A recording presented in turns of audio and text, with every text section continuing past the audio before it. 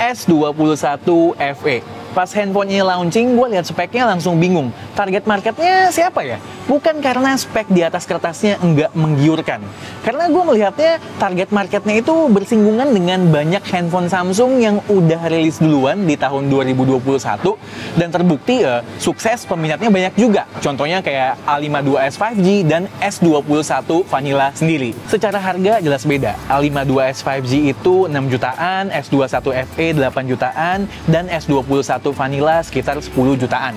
Gue mau bahas aspeknya secara satu persatu, secara keseluruhan maksud gue. Ya karena menurut gue jangan sampai kalian buang duit lebih untuk sesuatu yang kalian tidak butuhkan, atau sebaliknya, malah kalian harus nambah duit untuk mendapatkan smartphone yang kalian butuhkan sesuai dengan apa yang kalian mau. Tapi bentar dulu, sebelumnya subscribe dulu channel YouTube K2G dan like atau dislike videonya di akhir video nanti, oke? Supaya video-video kami selalu muncul di beranda kalian.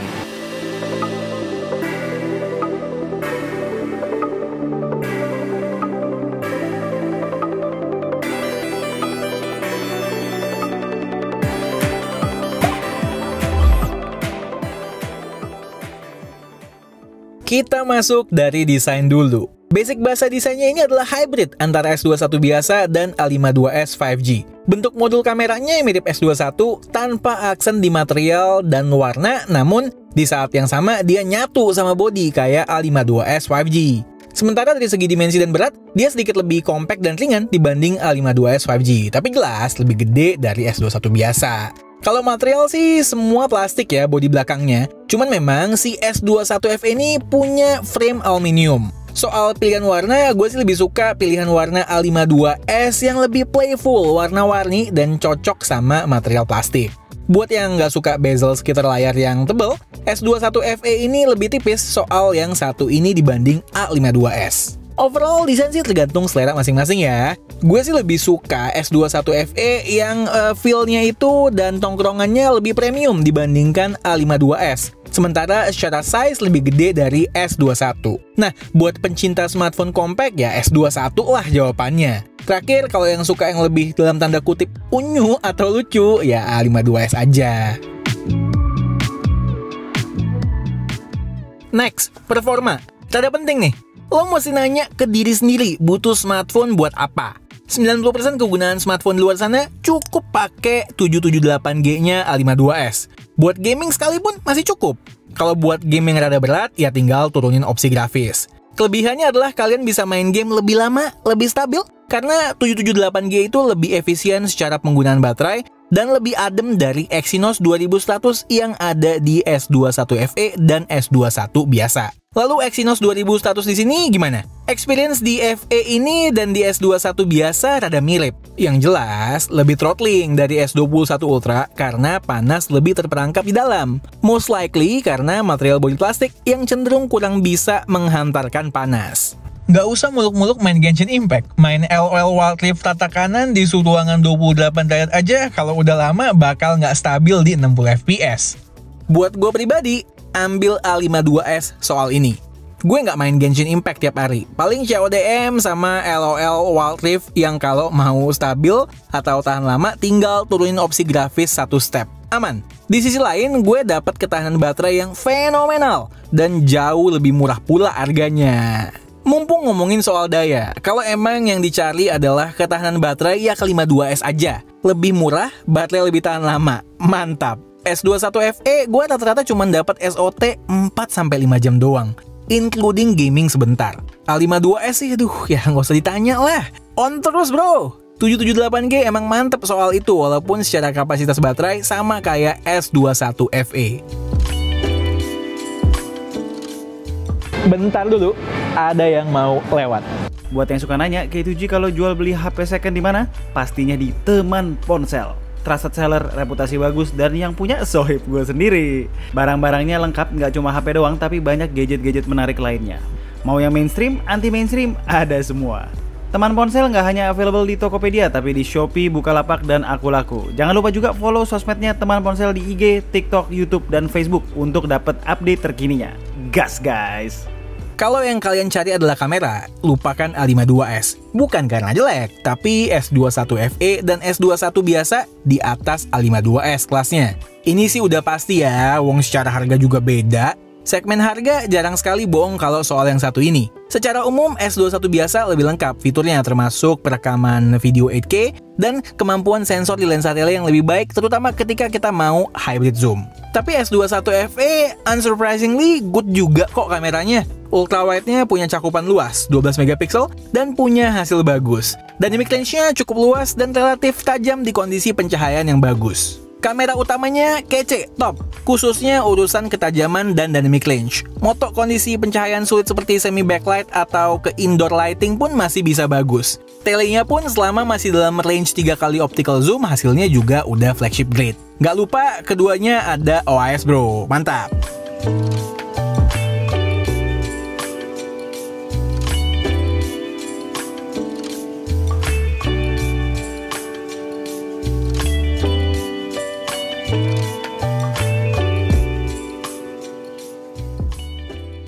Potretnya juga bagus, bisa memanfaatkan lensa utama maupun tele, dan secara image quality, objektif foreground selaras dengan mode auto biasa dengan separasi background yang cukup rapi.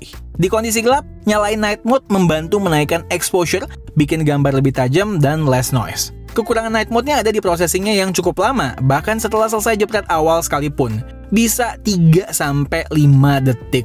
Dulu di S20 FE, gue inget pengalamannya begini juga kurang lebih. Pakai night mode di ultrawide-nya pun masih bagus, tapi kalau di tele sulit ya, karena emang dasarnya bukaannya sempit dan secara megapiksel juga cuman mentok di 8 megapiksel. Problem utama dengan hasil fotonya adalah oversaturation. Warnanya dibus banget, walaupun pastinya ada yang suka dengan foto matang begini. Menurut gue kalau di tone down dikit bakal lebih pas sama selera gue. Selfie-nya juga bagus dengan ketajaman yang masih oke di kondisi senja sekalipun. Dynamic range-nya cukup luas juga walaupun jelas kalah sama kamera belakang. Videonya lagi-lagi flagship grade dari segi stabilisasi dan kualitas gambar secara keseluruhan. Bahkan di resolusi maksimal 4K 60 fps sekalipun. Dipakai berlama-lama pun nggak turun FPS-nya maupun bitrate-nya. Memang kalau soal video, Samsung jarang salah, terutama di levelan premium mid-range ke atas. Dan jangan lupa, kamera depannya juga bisa merekam up to 4K 60 fps seperti ini. Kapan lagi handphone 8 jutaan bisa merekam resolusi di kamera depan 4K 60 fps? Mantap kan? Gokil. Untuk layar, ketiga smartphone ini sama bagusnya. Memang, by grade dan generasi layar, AMOLED di A52s beda dengan S21 FE maupun S21 biasa. Tapi secara kasat mata subjektif gue, nggak terlalu berasa lah. Semuanya sama-sama bagus. Tipikal layar AMOLED Samsung lah. Cuman memang sepertinya di S21 FE ini kita cuma bisa pilih refresh rate di antara 60 atau 120 Hz. Nggak ada opsi dynamic seperti di S21. Padahal sama-sama Dynamic AMOLED 2X ya. Jadi sebetulnya by settingan sama aja nih kayak A52s. Anyway, intinya sih nggak perlu bikin keputusan berdasarkan layar ini. Kecuali ya mau yang layarnya paling lega, pilih A52s. Paling kecil S21 biasa. Yang di tengah itu 6,4 inch ya S21 FE ini. Oh ya, S21 FE dan S21 biasa layarnya udah dilindungi oleh Gorilla Glass Victus. Sementara A52s Gorilla Glass 5. Sisa speknya sih mirip-mirip ya. Tiga-tiganya udah punya IP67 maupun IP68. Tiga-tiganya udah pakai stereo speaker yang kualitasnya so-so aja.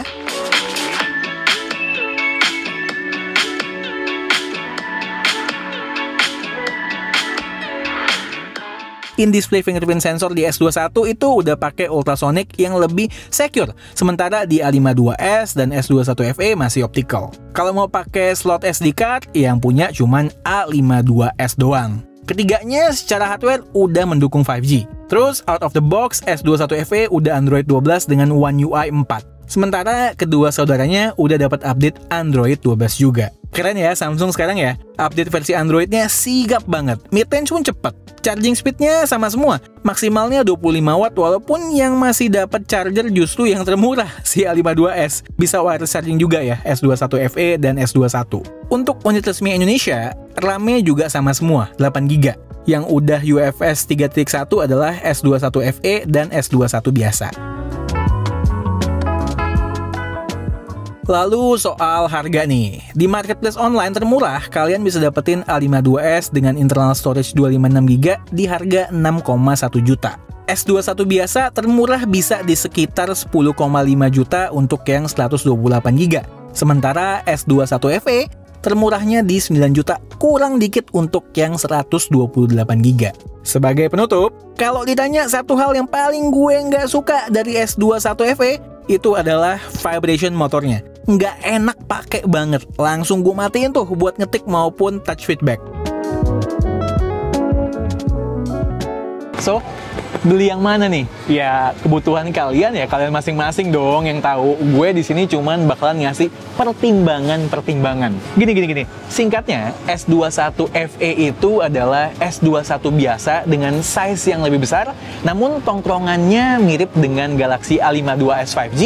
Dengan catatan harganya sekitar 2 jutaan lebih murah. Kalau itu yang kalian cari, ya monggo. Tapi kalau kalian nyari handphone Samsung dengan look yang serupa, terus dengan menggunakan juga SoC mid-range yang serba stabil dan ketahanan baterai yang mantep, dan kalian juga nggak apa-apa sama kamera yang sedikit di bawah ini, tapi untungnya mendapatkan harga yang jauh lebih murah, yang mendingan ambil Samsung Galaxy A52s menurut gue. Pasti ada yang nanya nih, Bang, Galaxy S21-nya gimana?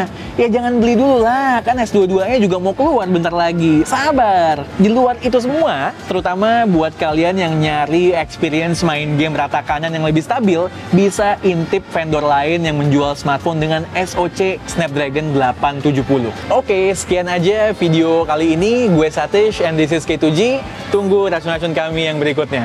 Bye guys.